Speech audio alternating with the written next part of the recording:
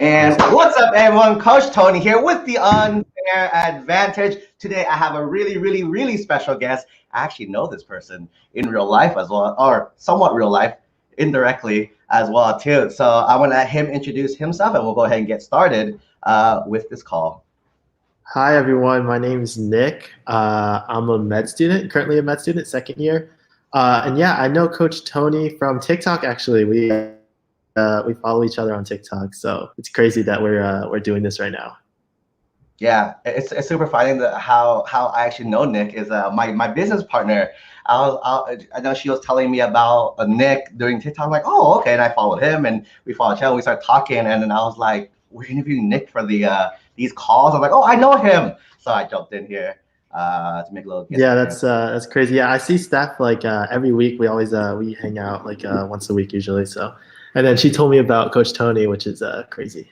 Super cool. All right, let's go ahead and get started. So the purpose of these calls is to kind of share like high school experiences, right, of very successful college students. And we have an amazing med school student today. So we're actually gonna dive a little deeper than our usual chats. So we're gonna actually talk about high school, Nick's high school life, and we'll chat a little bit about that. Then we'll transition to college at Johns Hopkins. I know a lot of you are super interested in that school. So we'll chat a little about that. And actually, we'll probably finish up today with the med school process. I think there's what society tells you the med school process, and there's actually the reality of what happens. So we'll do that. And if anyone has any questions, feel free to drop it in the comments as we go through, and we'll go ahead and ask all those questions at the very end. So let's start off first. So Nick, how was high school? How was high school for you? What you do, academics, extracurriculars? Who were you as a high school student?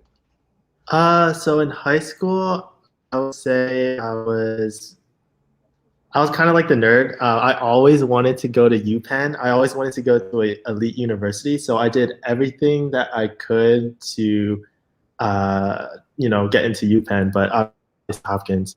And in high school, I was super involved. A bunch of different organizations. I was part of the tennis team since freshman year. I was part of like a few service groups, National Honor Society. I just try to get involved in everything, right? Just to get my application as great as possible. And actually, I graduated valedictorian of my class too, so that definitely helped me get into Hopkins. Super awesome. In terms of like activities you do, was it because were you like geared towards I want to get into these top schools, so I have to do like X, Y, and Z, or was it you kind of did things that you enjoyed and it just happened? So which of those kind of paths kind of worked out for you? Right. So retrospectively, I did the wrong thing. I had the wrong mindset. My mindset was like, oh, I have to do these things to get into an elite university, right? Where, when I talk to high school students now, I'm like, I tell them, you should do something that you like, right? And if you do something that you like, right, then things follow through, right? If you like being a part of the club, right, you enjoy doing that, you might become like the president of that club because you love it so much, right? If you're just doing it just to get into a university, you won't put as much time and effort into it. You can't write about it in your personal statement. And you just won't enjoy it and you just won't have a good time. So I think, so in high school, I think the main thing is having a good time and, and then the things like joining clubs and participating, follow through. Awesome. Can you chat a little bit about the clubs and activities that you did in high school and kind of just share like kind of what you chose in high school to do? Yeah, so I did tennis because my brother was in it. My cousins also did tennis. I wasn't too great at tennis, but I just did it just because I enjoyed playing. I'm competitive, and my friends joined as well. So it was like super fun, like going to tennis matches. Like we all got to hang out. We played tennis with each other. So I did that all 4 years, and then my friend's mom was the coach actually, which was super cool. And and then she made me the team actually, not because I was like the best on the team. It was just because I guess she saw my leadership qualities. And yeah. And then so that was that. And then there was a few service. I wasn't the president or anything, but I would just volunteer to do different things, just to be a part of that, just to get the experience.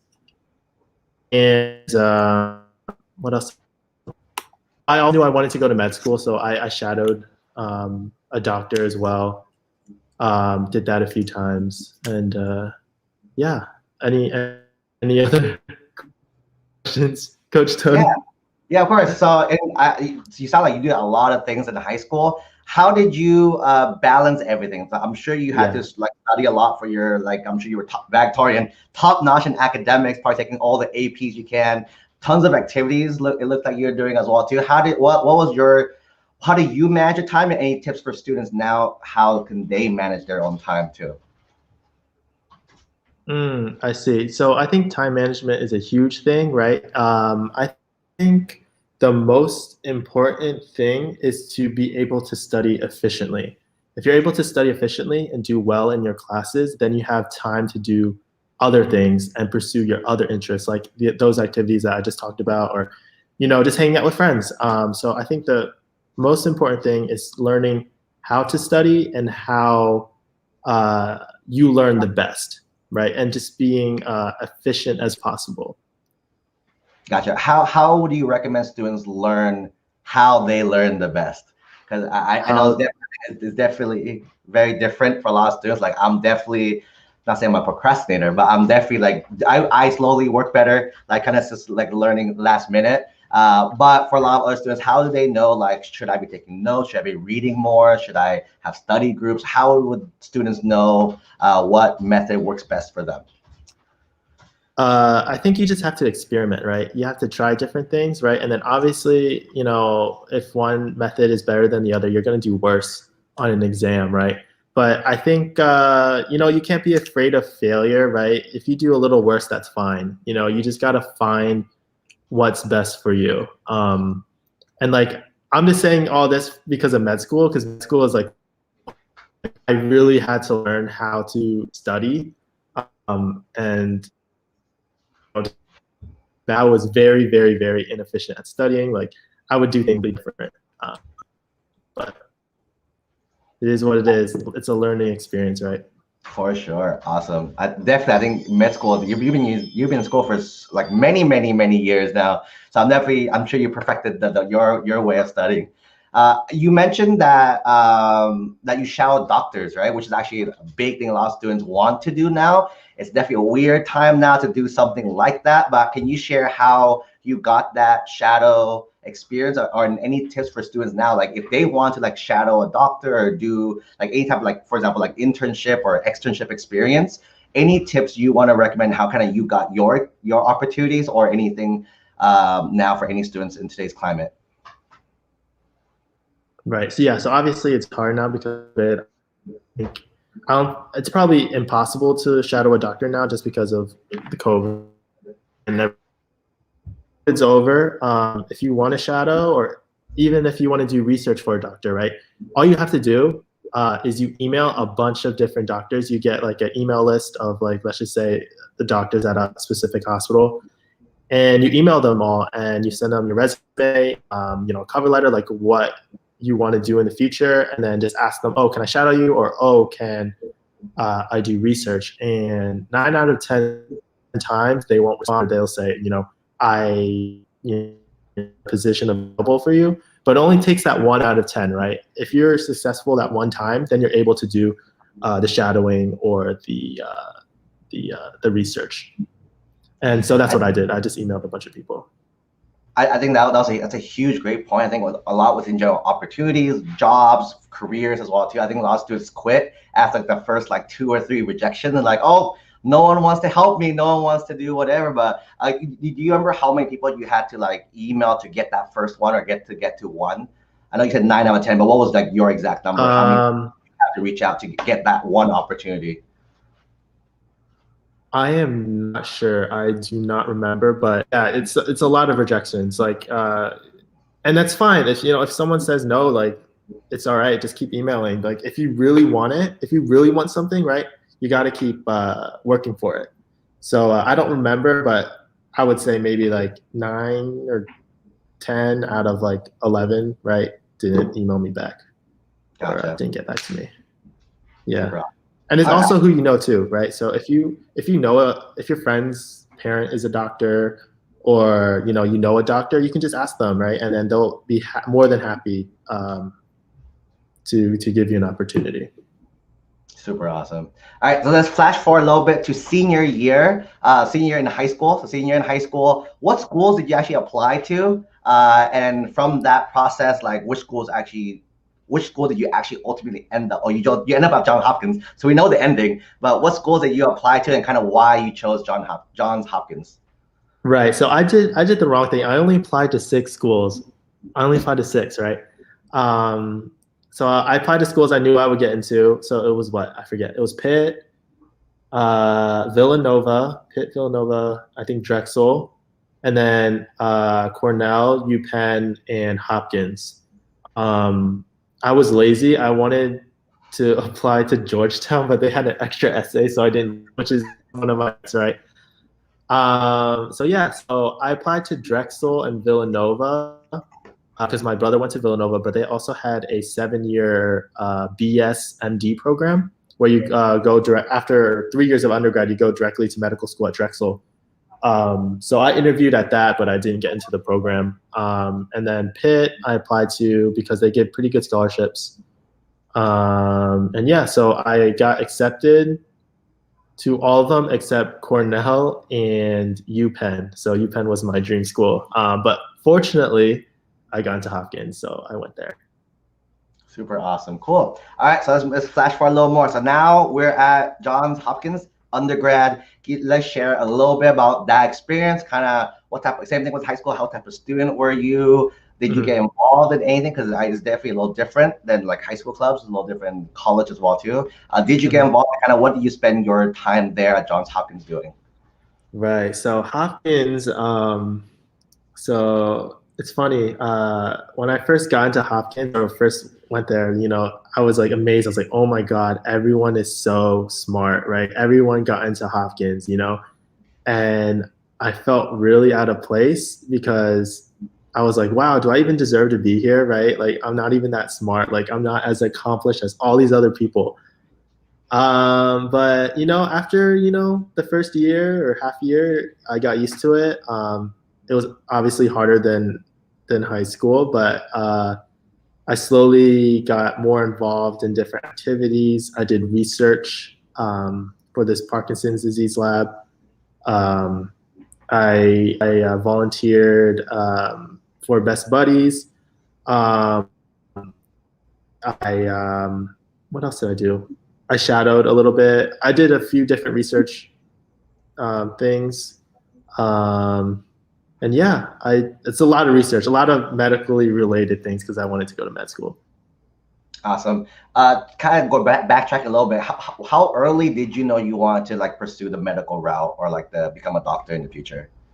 Oh, okay. So I would say in high school, I was like, I really wanted to become a doctor, even though I really didn't know what it was about, right? Because I didn't have that much experience. My only experience was going to the doctors and telling me, what was wrong. So that's why it was so important for me to go shadowing, just to learn more about it. And thank God that I'm super interested in it. Like super interested in STEM, all the sciences. So it worked out perfectly. But yeah, so high school. Super awesome. Cool. All right. So you did Johns Hopkins. Can you share a little bit about like the journey? So you graduated Johns Hopkins. How can you describe from that moment up to when you got into medical school and how that process was like? Oh, okay. So I took a gap year before medical school, and most med students actually take gap years. Most people don't know that. So after I graduated, I took the MCAT, and then I moved to California because I'm originally from Pennsylvania. California, I have a lot of family here, and I worked at a doctor's office the whole year. So it was a really good experience, right? But at the same time, I was applying to medical school, which is a whole process. It's like a full-time job, and or not really a full-time job, but it's a lot of work. And so yeah, so it was kind of nerve-wracking because I really, really didn't know where I was going to end up, or even if I would get into med school. Gotcha. So with med school, I know you applied to 6 schools in like for undergrad to undergrad school. How about med school? Did you apply to a bunch of different schools and kind of just cross your fingers again also, or how was that process? Yeah, so I think the average pre-med applying to med school, the average is like 20 med schools, I think. Every pre-med applies to 20 med schools, and I applied to, I think, 20 med schools. And it's very different than college, right? Where college, you kind of know that you're going to get in somewhere, right? If you don't get into like your choice, you go to like the state school or even community college and then transfer. But for med school, you know if you're going to get one acceptance, that's awesome. Just because I think acceptance rate is like less than 10%, 10 or 5% for every med school. So difficult. Gotcha. Awesome. What would be some like takeaway tips for high school students now? Let's say, because we have a lot of students who like want to be pre-med, want to be future doctors, future leaders in the world. What tips do you recommend students in high school do now to best prepare themselves for like the medical route? Or is there things that they shouldn't be aware of along this journey that you're currently on right now also? Right. So I think a lot of people want to become a doctor without knowing. Like I like the same thing happened with me. Like I wanted to become a doctor even though I really didn't know what it was about. And I think at least for high school students or even college pre-med students is that you have to really know that you want to do medicine because it's such a grueling process. There's so much work they have to do in med. It's hard to get into med school, and then when you do get into med school, it's just so much. It's even more work. Like med is, I would say, harder undergrad in terms of the amount of work you have to put in. So if you don't like medicine and you pursue the medical route, you're going to have a terrible time, right? Because you're not going to enjoy it. So number one is you have to know that you love medicine to pursue medical school.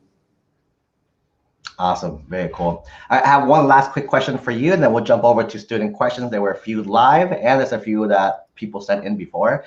So my final question for you. So we are the unfair advantage. My whole goal is to give students the unfair advantage in college, career, or life success. Throwing back on you, what's one thing that you feel is like an unfair advantage you can share with high school students to either help them in college, career, or life? It could be anything school related, life related, career related, anything to give them that little unfair advantage. Oh, okay. So I would say do your research. I feel like most people don't know, the medical school process or, the college admissions process, right? So to get an advantage, right, the unfair advantage, you have to do your research. Go on Reddit, go online, and look up all these different things just so you know, right, the process, and that will give you an advantage because most people don't. They don't know the process.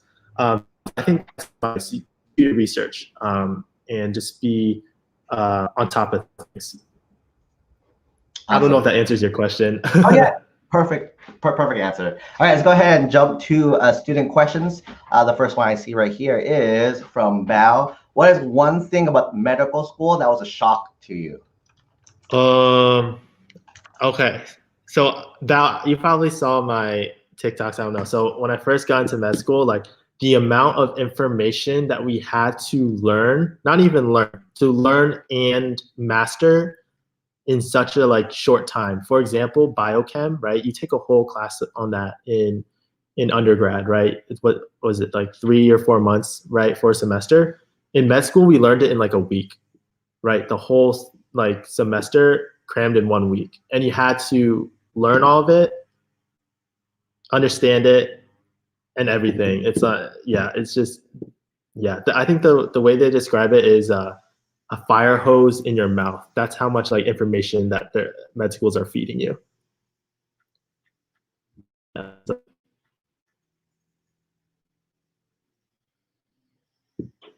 Wait, Coach Tony, I can't hear you. I think you're muted. You're right. All right. Okay. Great question for me. For med school, is it like everything is everything added on to each other? It just moves much. Is it just in my comparison? Is it just college but much faster? Is that like the best analogy of it, or? Yeah, college much faster, very focused, right? Because that's what I love about med school. I'm only Gotcha. learning about stuff I want to learn about. I'm not taking all these extra classes that I don't really care about.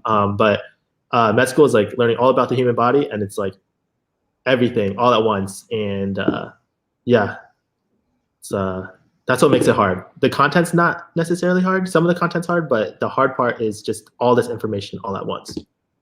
Gotcha. Just a curious question for me as well too. With med school, are you learning everything to do well as a doctor, or what's like the purpose of medical school? Are you like literally learning every disease and every single thing? So right after that, so what's the next steps because of the way you learn in medical school? Right. So the first 2 years of medical school is all the basic sciences, and like also all the diseases. So you literally learn everything about every disease, the disease process, the physiology, everything. And those are the first 2 years. And then after the first 2 years, you take a test called Step 1, where it's a standard, asking everything you learned about in the first 2 years of med school. And then after that, you go on rotations, and then you actually work in the hospital or the clinic, and you actually help patients, right, and talk to doctors. Doctors teach you, what it's like to be a doctor. So the first 2 years is just, all the information. Gotcha. Perfect. Cool. Another question I have here is, why do you choose a CUSM for medical school? Okay. So for medical school, you can't really choose what med school you go to, just because you don't know if you're going to even get in, right? Even though I had this I was the only school too, and I was super lucky just because it was in California. Into a California med school, especially as an out-of-state resident, is like very hard. So I'm so happy that I got in, and yeah. So I think. Yeah, so mainly because that was the only school that accepted me. So that's the best reason why you're at CUS right now. Fantastic. Right. What would you say? Another question for the student is, what kind of tools or things did you learn from Johns Hopkins that helped you in like med school or the medical school process? Oh, okay, I see. So Hopkins, obviously they're known for being a pre-med school. They have a lot of different other majors and stuff like that. But I think so for example, my class or every class, like half the students are pre-med, but eventually only I think 25% apply to med school, something like that. But Hopkins has a great pre-professional office where they help you, they tell you what you need to do. They have a lot of information, even on their website, that you can look up right now, for pre-med students. And they also have this committee letter where you have to submit like a personal statement, all your activities and everything, and they'll type up a letter and submit that to, they'll submit it to schools. So Hopkins has a great pre-professional advising program for med schools or for pre-meds. Yeah, I think that's so super cool. I think that concept in general is like that concept, like resourcing and getting help with things. I think that's a huge thing if you want to chat a little bit about, especially in high school as well too, of like asking for help when you need it or getting resources when you have it available to you. I think a lot of students like feel they're in it by themselves. They're trying to navigate everything solo. If you can touch upon like, did you get help along the way, this whole process? And then any advice to students who like are stuck because they're basically trying doing a solo, and then like in terms of like accessing resources to help them along the journey. Right. In terms of med school, like in general, is that in general? So school and in general. Okay. So right. So I guess I think one of your best resources, your primary resources, is to ask people who have gone through the process, right? So if you want to go into an elite university, you ask people who got in. If you want to become a doctor, right, you ask doctors like how they got in, the med school process and everything.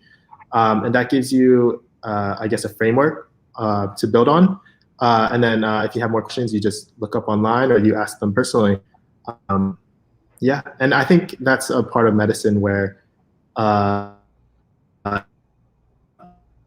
like doctors teaching or helping others as well, right? So yeah. Super awesome. All right, so I think you're. Does that answer your question? Yes, thank you for that. And I know you graduate med school in a few years. What's next? What's after 2024? What's next for Nick in the next few years, like pushing it out 10, 20 years after that? Oh, I see. Okay. I'm graduating in 2023, actually. 2023, even earlier. So 2023. Yeah. So I'll be going to residency. So residency is like, sorry, there's the person in the back. So residency, after they graduate med school, they have to apply to residency. It's like kind of, so yeah, so residency for like 3 to 8 years, depending on what I want to do. And then, just becoming a doctor, right? I think I want to become a surgeon. And maybe pursue my MBA. I'm not exactly sure yet. Like I'm kind of in business, right? And I might want to get involved with like, the medical aspect, the business of medicine.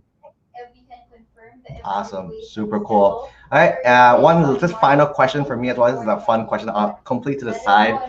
TikTok, how has TikTok treated you? I know you've grown a pretty big following on there as well too. I think we kind of blew up at the same time as well. So I guess if anyone's looking for pre-med advice, Nick keeps it real in all his videos about the pre-med process and everything pre-med. So if you're a pre-med student, I know I have a lot of them. Definitely follow him down here.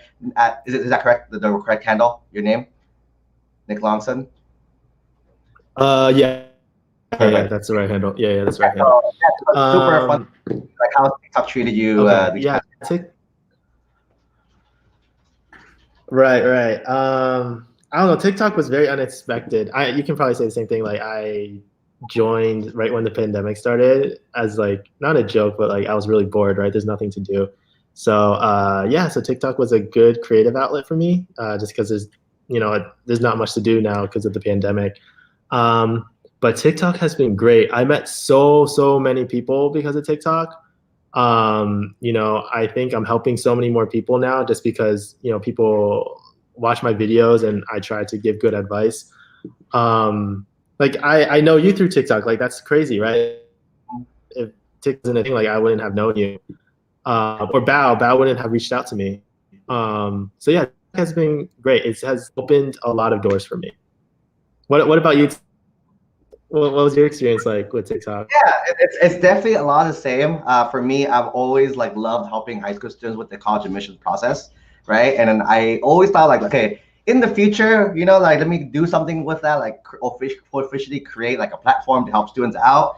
And then I just started TikTok because my friends are telling me you're perfect for it. Just keep doing it. So I eventually gave in, and then I was like, let me do it. And then my 5th video, I think, blew up like crazy, and that's when the followers like joined like crazy. And I was like, oh man, like I'm actually making a difference now, like helping a bunch of students out. And I think that kind of sped up my everything I'm doing kind of thing. So like last year, I put together a summer camp. 3,000 students joined solely through TikTok. So I spent zero on marketing. Oh, that's awesome. That's awesome. And every event I'm throwing now, the next few months, is literally I promote only through TikTok. Zero on paid advertising. So which is insane to me because I run businesses as well too. Like I own a company with Stephanie as well, and we acquire majority of our people through like paid advertising. So TikTok giving me like literally free people I can help is like amazing kind of thing. So the reach on TikTok is crazy. The reach on TikTok is crazy. But yeah, TikTok is great. I met so many people. That part meeting people. But yeah. 100%. I think later this year as well too, I'm planning on throwing a pre-med event. a special pre-med event. So, and I would love to have you be one of the keynote speakers for that as well too, if you're open to that. This will be later this year. Don't know exactly when or dates yet, but I know it'll be later this year. And I would love to have you if you're free. Yeah, that'll be good. That's a good opportunity. Yeah, just text me or DM me the details, and yeah, I'm interested. Awesome, cool, and that's it. So, any final words from you? Feel free if you'd like people to follow you on TikTok down here, or anything you're promoting, or anything you want to let people know about. Go ahead. I mean, yeah, you can follow me on TikTok if you want, but I'm not making that many videos right now, just because I'm studying for step 1, that exam I mentioned earlier. But yeah, follow me on TikTok if you want. I guess do your research, right? I think the internet is a great tool to find out different things. And I think the take-home message for me is, if you want to do medicine, if you want to become a doctor, right, make sure you love it. That's my advice. Fantastic. And with that, it's a perfect ending. Thank you again, Nick, for being here. Thank you, everyone here watching. If you haven't liked or subscribed yet, definitely do that somewhere below. I don't know where it is anymore. Somewhere here. And I'll see everyone in the next video.